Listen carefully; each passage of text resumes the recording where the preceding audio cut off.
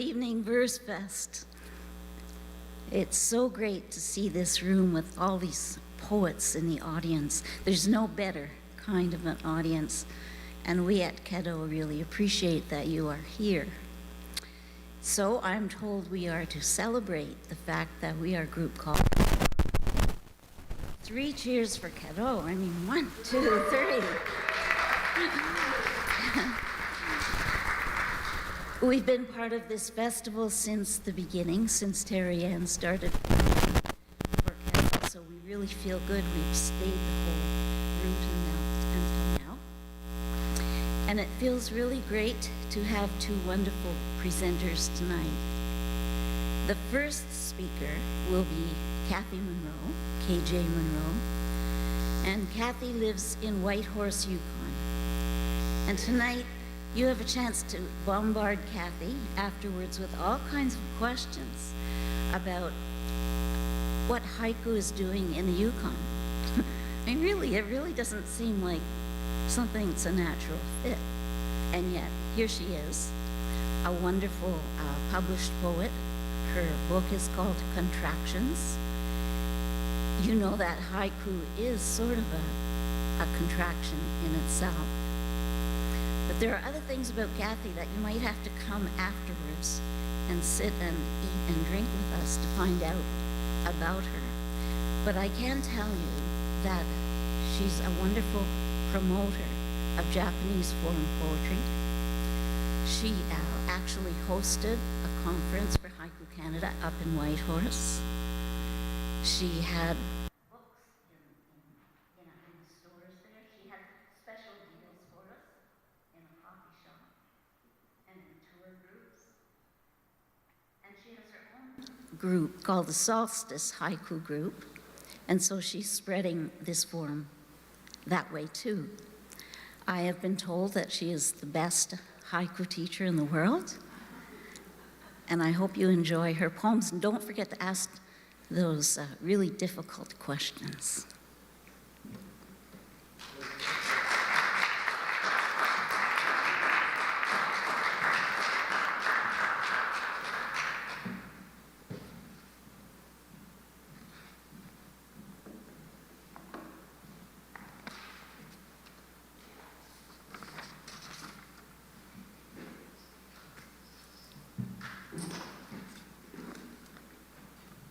Thank you so much, Claudia, for that introduction. Not sure I can live up to it, but we'll see. We'll see what happens later. I really want to thank Versefest for the invitation to be here this evening, and also KaDo. I know the volunteers have worked really hard to bring KaDo into Versefest, and I really appreciate all their hard work as well. The volunteers here this evening, and and Claudia for her kind words, 2 kind words possibly. So thanks to all of you for being here this evening, and I also want to mention the possibility of the people who are streaming or watching the live stream, possibly in Whitehorse. So I just wanted to say hi to all the people out there. And it's just such an honor to be a part of this festival. I really appreciate it. And another big part of this for me is to be here for Phil's reading later, and it's the launch of her book, and it's just such an exciting thing to be a part of. So I'm really happy to be a part of that. I also wanted to mention that for some reason, even though my book came out in 2019, I haven't actually done an in-person reading east of BC since it came out. So this is a kind of an Eastern launch, could say. So I wanted to mention that I'm Yukon Frog Hat on Facebook, and I publish under the name KJ Monroe.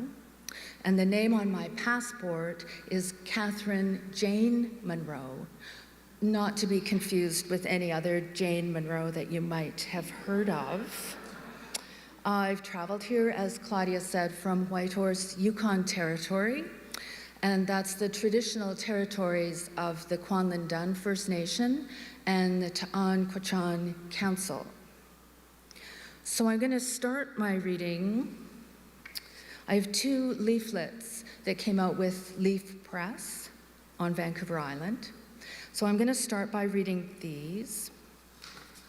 They're really beautifully made, printed.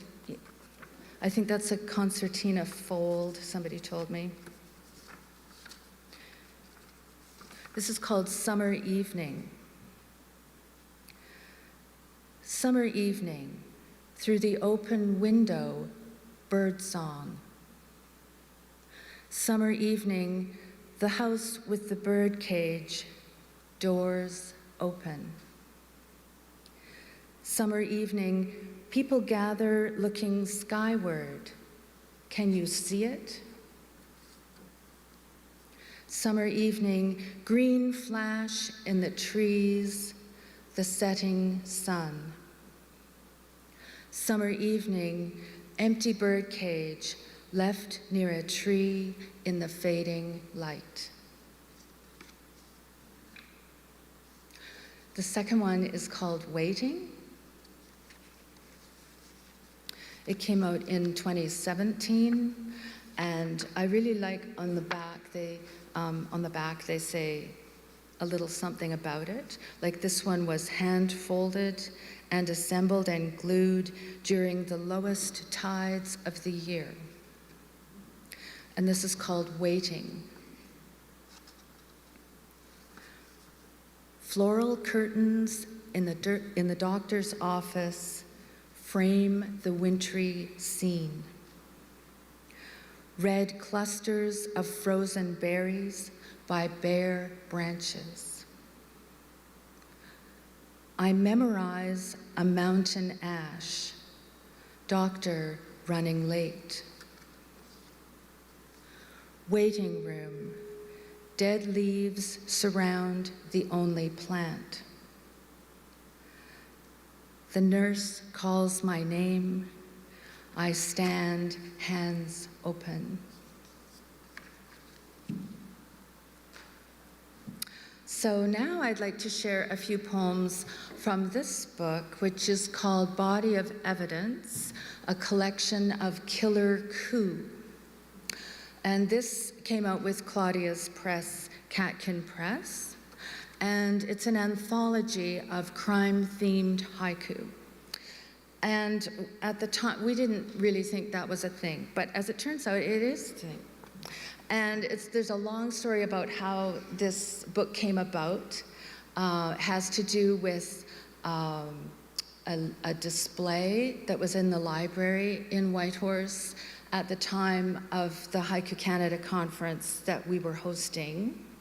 So I co-edited this with my friend, the late Jessica Simon, and she was a crime fiction writer in Whitehorse. So we decided she was responsible for the criminess of the haiku, and I was responsible for the sort of the haiku-ness of the haiku. And we had a lot of fun putting this together. We got a really great response when we put a call out for submissions. So I'm going to read a few from this. And I'll just mention who wrote the poem as well. So the first I'm going to read is by Terry Ann Carter. Her mother-in-law whispers, "It's a crime to wear that dress." Her mother-in-law whispers, "It's a crime to wear that dress." I meant to mention I'm going to read them twice, as we do in the haiku tradition. And some of the poems are humorous, and some of them aren't. This by Leroy Gorman. Spring breakup, the bruise turns green. Spring breakup, the bruise turns green. And this is by Claudia Kotu Radmore. Hundreds of moccasin vamps one pair for each crime against Aboriginal women. Hundreds of moccasin vamps, one pair for each crime against Aboriginal women.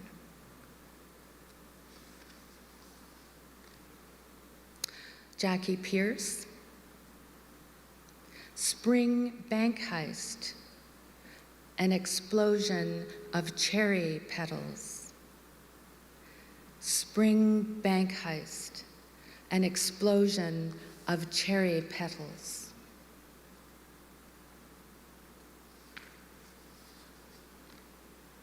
Vera Constantino. Loose earth, in the distance, vultures at their work. Loose earth, in the distance, vultures at their work.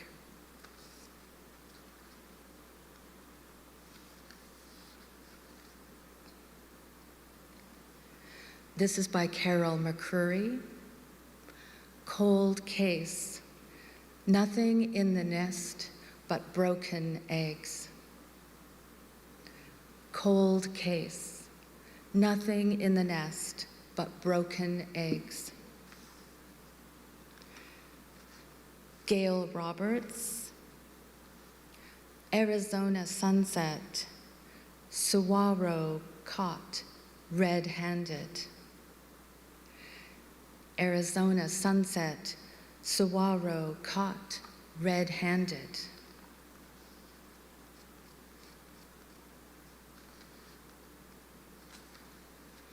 This one's from me. Identifying the body and a sweater I knit. Identifying the body and a sweater I knit.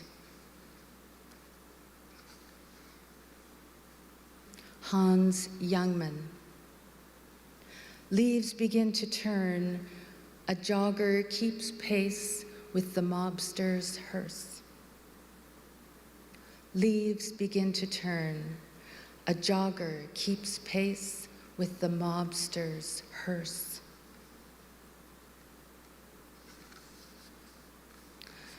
And this by the late Johnny Baranski. In fact, he has a whole chapter to himself. A walk-off home run up and over the prison wall. A walk-off home run up and over the prison wall.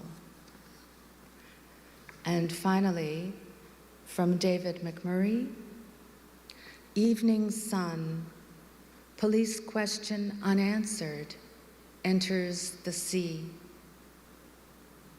Evening sun, police question unanswered, enters the sea.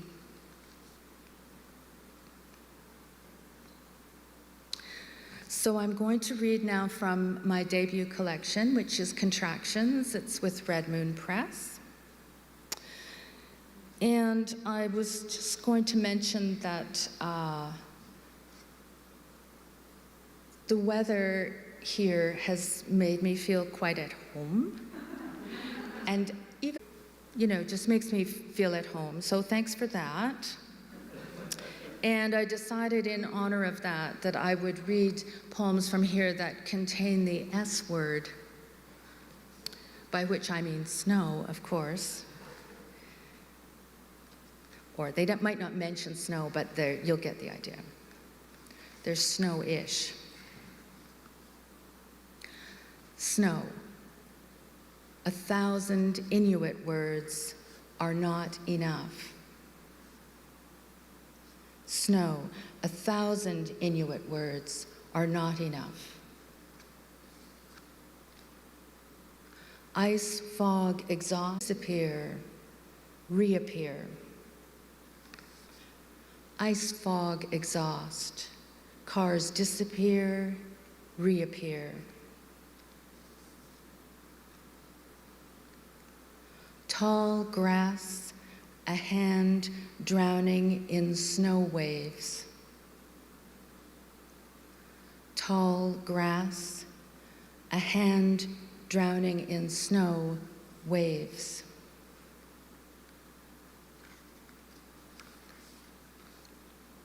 Yukon forest, after months of snow, crocus.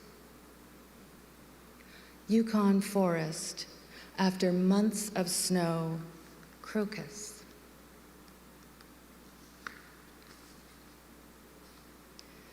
Ice in the driveway, she slips into something more comfortable. Ice in the driveway, she slips into something more comfortable.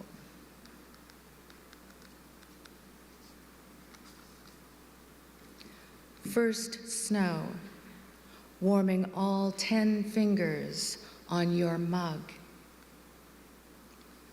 First snow, warming all 10 fingers on your mug. Solstice sunshine, snowflake caught in a spider web. Solstice sunshine, snowflake caught in a spider web.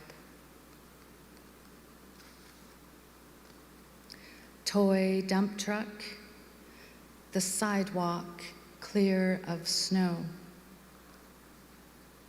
Toy dump truck, the sidewalk clear of snow. Snowflake, a child lost in the crowd.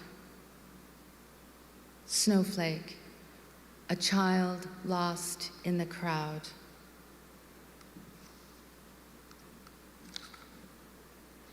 Winter morning, porridge in the pot, breathing. Winter morning, porridge in the pot, breathing.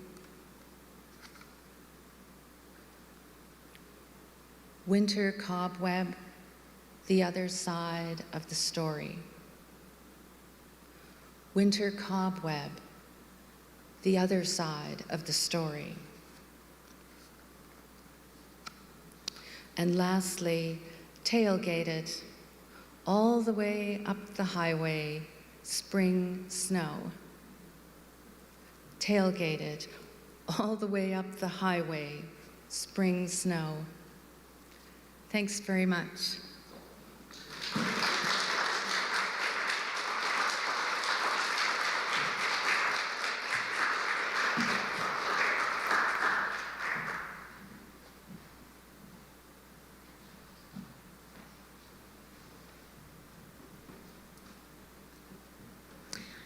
Thank you, Kathy. I think people here, poets who are not too aware of haiku, got quite a broad range, and people sometimes think haiku, well, it's a little poem about nature, this and that. But it can be about just anything in the world, sad, happy, whatever. I want to just mention that Kathy's book was accepted by the biggest haiku publisher in the whole world. Really, that's just a little book, but it's quite an honor to be published there. As if you may not know, but as members of Haiku Canada, we are just such an incredibly huge family.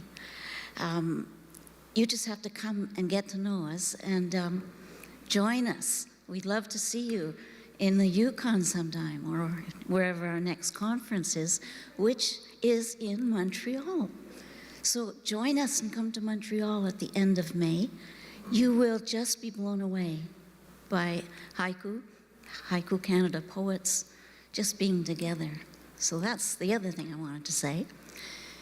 The next thing I wanted to say is that our next poet was also published by a well-known haiku and poetry publisher out in BC, and Ecstasis was probably ecstatic to get her wonderful collection of poetry. I published her first collection, and her first collection was called Singing in the Silo. Phil was born and grew up on a farm in southern Ontario, And some of those poems in that book just ring with that kind of, it's a kind of memoir, but it's haiku at the same time. Now, this new book, published by Ecstasis, is called Still. It has a photograph on the cover by Philomene herself. And there's a great essence of stillness in these haiku that you would appreciate. It's great if you take her poems and just sit with them for a minute, just don't rush through them. And I hope that she promises that she's going to just not read a whole bunch of haiku, but perhaps talk a little bit about the context. I'm not sure what she's going to talk. You never know what Phil's going to talk about anyway. But we're delighted to have her. Phil, it will be great to hear you read your haiku again. Philomene Coker.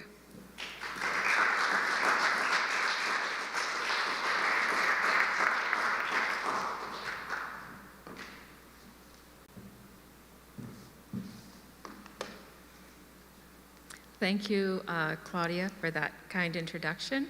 I'm really glad to be here at Versefest. I want to thank all the organizers and the volunteers here tonight, KaDo, for the invitation to be here, and what a pleasure to share this evening with Kathy. I'd also like to welcome family, friends, co-workers, and perhaps some who may listen later. Welcome via the live stream. So just for a moment, I invite you to just settle into your seat where you are and feel the chair or perhaps the couch supporting you, and feel your chair resting on the floor, and the floor as part of the building that you're in, and the building that is resting on the land. I would like to acknowledge the land and the indigenous caretakers who have looked after it for millennia. And here we are. I've been writing haiku for over 30 years, and as has been mentioned, my second book called Still was just published last year by Ecstasis. And I have a few thank yous. The first one is to my friend Marco Fraticelli, who permitted some of his haiku to appear in the book in our linked verse section. And also thanking him for his publisher's eye. He helped me place poems on the page and helped to format the book. I'd also like to thank my publisher, Richard Olofsson at Ecstasis, who has been a great supporter of haiku poets and who creates beautiful books. In the beginning, many of my poems were short poems in the haiku spirit, rather than actual haiku, but perhaps that's how we all learn. Here are a few examples, and I'll read them twice. The haiku I'll read twice. Laughter on one side, tears on the other, wash the window of my soul. Laughter on one side, tears on the other, wash the window of my soul. Spring trees whispering green to each other. Spring trees whispering green to each other. It took me a while to see that haiku were more about taking a photograph with words. I was the messenger and not the interpreter. So the messages from the haiku and the other style of poems I'll read tonight will be different for each of you, as you are the interpreter with your experience. Over the years, I've come to appreciate the one rule about haiku: show, don't tell. When I first discovered haiku, what I loved was their elegance. And I also appreciated that haiku could hold contradiction, or what to my thinking mind was called Contradiction, for nature is already whole. On the utility pole, morning glories climb higher than the stop sign. On the utility pole, morning glories climb higher than the stop sign. Rose hips and roses and buds on the same bush, August evening. Rose hips and roses and buds on the same bush, August evening. I wrote this poem about the rose bush just before my 40th birthday, and I sometimes only see the deeper meaning in a poem after I've written it. In this one, I understood the different stages of rose reflected actually my life, what had passed, what is happening now, and the potential of what is yet to be. And as some of you may know who have favorite poems or favorite haiku, they become companions over the years, and either they occur again, the same instance perhaps of seeing snowdrops by a certain building, or we call upon poems to be our companion. So this poem about the rose bush became resonant for me on my 50th birthday. So I was on retreat at the time, and I had the privilege of working with someone who is a dance movement instructor. And so she invited me to pick a haiku and invited me to put movement towards it. So this was a privilege, and it's from my 50th birthday, and I'll first of all perform it here and then turn and hopefully allow the others on live stream to see it. Rose hips and roses and buds on the same bush, August evening.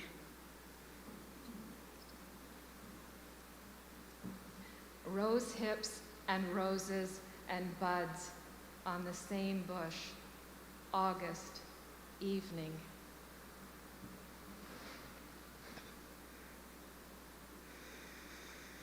If not for the crows making a fuss, I would have missed the owl. If not for the crows making a fuss, I would have missed the owl. Full moon, the sidewalk curves around tree roots. Full moon, the sidewalk curves around tree roots. As Claudia mentioned, I've also always loved that haiku can be written about anything. And so in these next haiku, you'll catch some glimpses into human nature, which is also part of nature.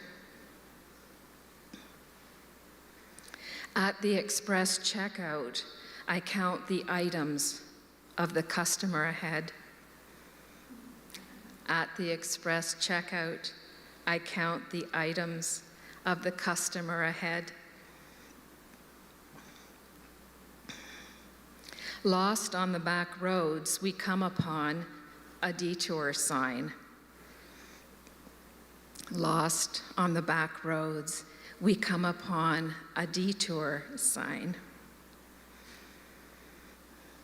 He arrives with a basket of peaches, forgotten on the car roof. He arrives with a basket of peaches, forgotten on the car roof. A haiku may be seen as a greeting to the world. There is a tradition of aisatsu poems, and a poet might write this when arriving or leaving from a visit with a friend. So here are some of those occasional poems. No words, just the rise and fall of their voices. No words, just the rise and fall of their voices. The sun enters my room, tulip by tulip. The sun enters my room, tulip by tulip. In the mid-90s, I eventually found my way to Haiku Canada, and I've met many poets at the Haiku conferences, and I've also met them through their work in the Haiku Canada publications. And I always find these conferences interesting. It's where I was first introduced to the related forms of Tanka and Haiku, and these are also connected to haiku, as you'll see. Tanka are 5-line poems, and in a way they're like the 3 lines of a haiku and 2 lines where I get to speak from my heart. I'll read these longer poems only once.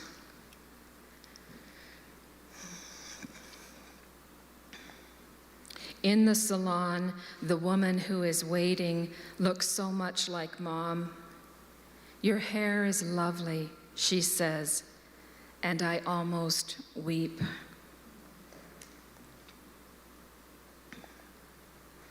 Outside the doctor's office, overhearing, the bone scan was clear.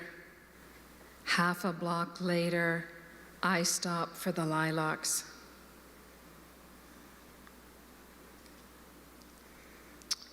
And as Claudia mentioned, my first collection, Singing in the Silo, appeared in 2014, and this is the title poem. So long ago, when others overheard me singing in the silo, something dormant inside me is ready to sing again. As I take the city bus, as well as buses in between cities, I may have one of the largest collections of bus poems. The city bus driver waiting for the bee to get off. The city bus driver waiting for the bee to get off. Changing demographics, ads for incontinence wear on the city bus. Changing demographics, ads for incontinence wear on the city bus. Excuse me. A friend mentioned to me that she noticed many of my haiku are auditory in nature, and the following tanka are from overhearing others on the bus. Behind me on the bus, the teenage girls talk about drinking and passing out. I wonder about the things I use to avoid my life. On the bus, the little boys playing I Spy, one to the other, let's both go first. The focus of haiku often reflects our very visual culture. However, haiku can be written by noticing something through any of our senses. Harvesting the garden, the late peas, tender and sweet. Harvesting the garden, the late peas, tender and sweet. Distant barking, nothing between me and the stars. Distant barking, nothing between me and the stars. Haibun are a combination of story and haiku, often with a title.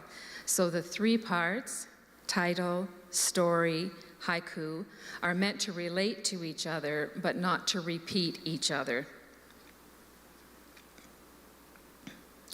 Parole. What does it mean to let go of old stuff? I'm reminded that a grudge is like holding a live coal and hoping the other person will be burned. I'm tired of bandages. High windows in the meeting room, a heron glides by.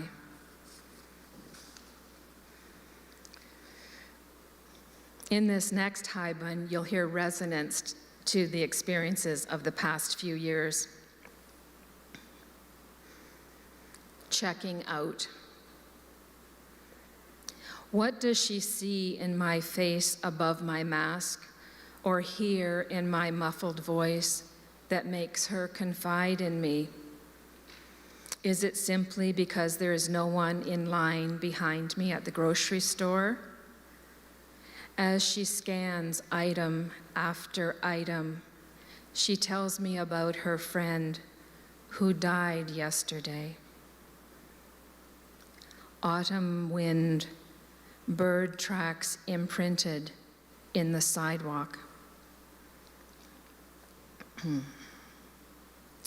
Today is World Water Day, a day that is dedicated to drawing attention to the water-related issues that many persons still face at this time.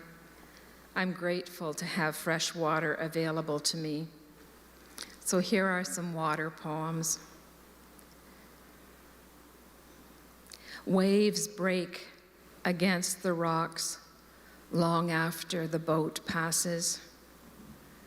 Waves break against the rocks long after the boat passes.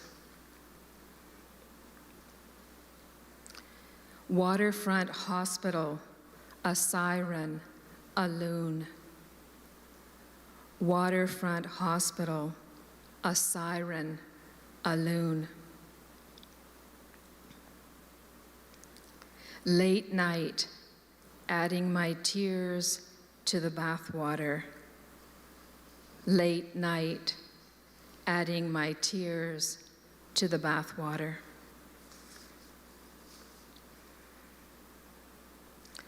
This haibun was written for my Aunt Margaret. She is my mother's younger sister and introduced me to haiku the year after my mother died. Faith. My sisters and I visit our aunt who lives in the convent infirmary. I'm not sure she recognizes us through her dementia, but she is pleasant. She counts the hugs we give her as we leave. In her room, a familiar picture of Jesus walking on water.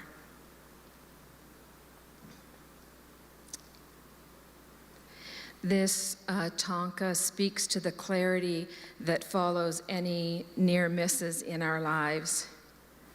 It was my sister's excellent driving skills that avoided an accident. A week since the close call, I stopped to watch birds bathing in a puddle and am stunned by the beauty of sunlit drops of water.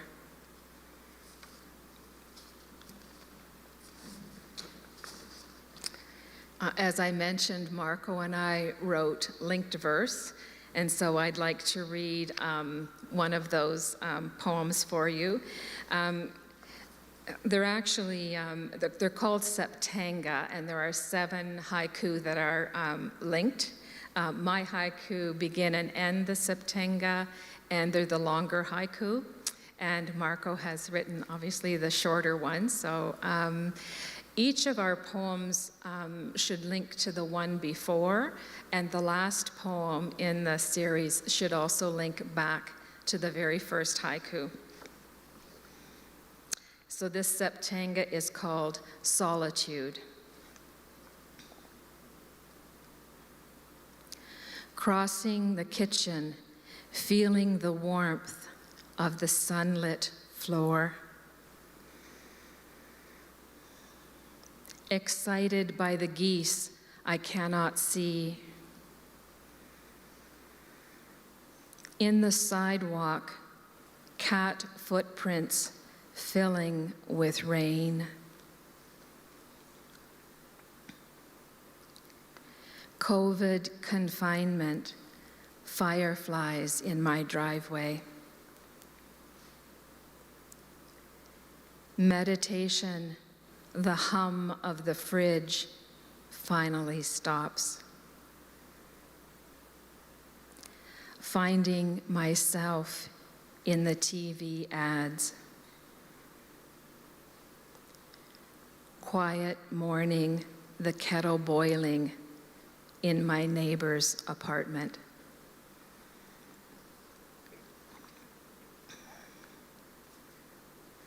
As was mentioned, the annual Haiku conference is usually held on the May long weekend. And for some of us, we've only ever met a few times at these conferences because we come from all over Canada, international poets as well. But our shared love of haiku has opened the door to friendship. At the Haiku conference, someone says we wouldn't last a week if we really did live together. And yet these friendships that build over the years. After 30 years, I'm still astonished by the magic of haiku, how so few words can tell such a big story. I finish my tea, the cup still full of warmth. I finish my tea, the cup still full of warmth. So I would encourage you to watch for haiku moments yourself over the next few days, as hearing haiku can often turn on the tap of awareness. And I've immersed myself in my own poems for the past few weeks, preparing for tonight, and I believe that's what helped me write some poems on the train here to Ottawa this morning. As the writer E.B. White once said, "Always be on the lookout for the presence of wonder." Thank you for your generous attention. Thank you.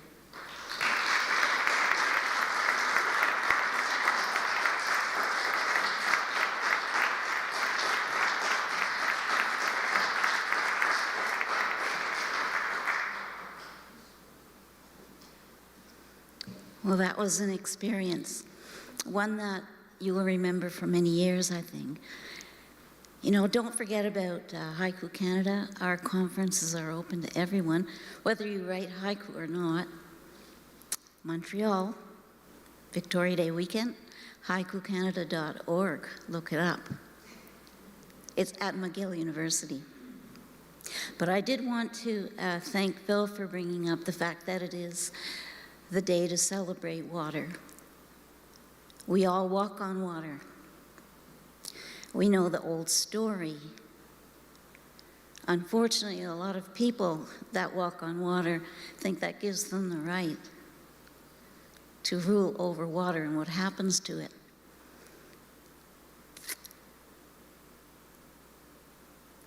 What a wonderful night you've given us, both haiku poets. What wonderful stories, what wonderful poems. I hope all of you in the room join us afterwards back at the hotel. It's the Embassy Hotel, a couple of blocks away. You're invited to schmooze with us. You're invited to ask all the questions that didn't get asked tonight. Haiku is a wonderful, wonderful form. I hope you enjoyed it. Thank you very much, everyone. Thank you very much, Versefest. Thank you much, KaDo, for existing. Good night.